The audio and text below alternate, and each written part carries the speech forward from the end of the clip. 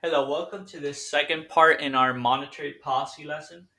Um, Nowadays, the Fed has new monetary policy tools, and these are used by the Fed to post the 2008 financial crisis when we have something now called ample reserves to control interest rates in order to stabilize the economy. So the new tools are the discount rate, which is still the same as before, interest rate the Fed charges banks for loans, but now you have the interest on reserves balances rate, the IORB, which is an interest rate the Fed pays commercial banks if they store their reserves at the Fed. This is the most important out of the three new tools. And you have the overnight reverse repurchase agreement rate, or the ON-RRP, which is normally the lowest interest rate of the economy, and says a risk-free option where the Fed pays interest to an institution by selling a security to another party and then agreeing to buy it back the next day. So it's a low interest rate, a low rate of return, but it's risk-free. So why wouldn't you do this? At least if you want to get some return. So you have the on-RRP as acting as the lowest interest rate, the discount rate acting as the highest interest rate, and the IORB acting as what really controls the stuff. This creates a reserve market model right here, where you have the policy rate on the y-axis and the quantity of reserves on the x-axis. And the supply of reserves is controlled by the Fed. The demand for reserves looks a little bit different now because we have ample reserves in the economy. Now the demand is this horizontal line right here.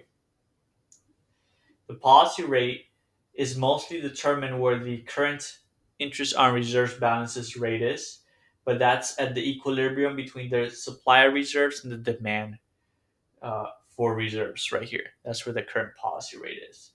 Up here, we don't really label this, but that's where the discount rate normally is. That's the highest rate in the economy. Um, the policy rate is also called the federal funds rate, which is what banks charge each other. So that's what the Fed is trying to influence, that policy or the federal funds rate with their new tools.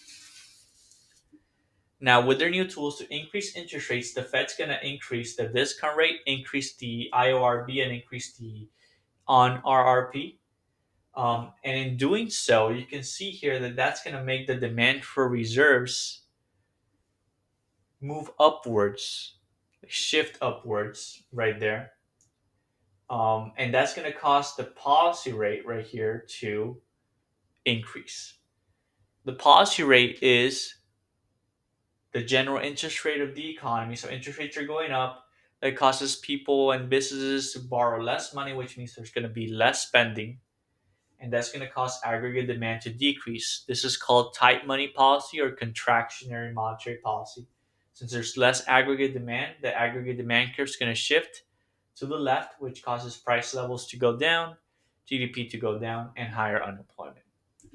If the Fed wants to decrease interest rates, then they're going to decrease the discount rate, decrease the interest on reserve balances rate, and decrease the overnight reverse repurchase agreement rate. That's going to make the demand for reserves shift downwards like this, creating a new policy rate that's lower than the previous one, which means there's lower interest rates in the economy. So people are going to borrow more money, which means more spending, which means aggregate demand is going to increase.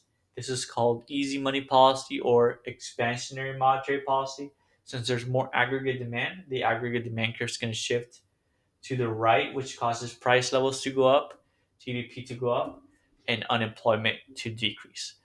That's all for this lesson. See you next time.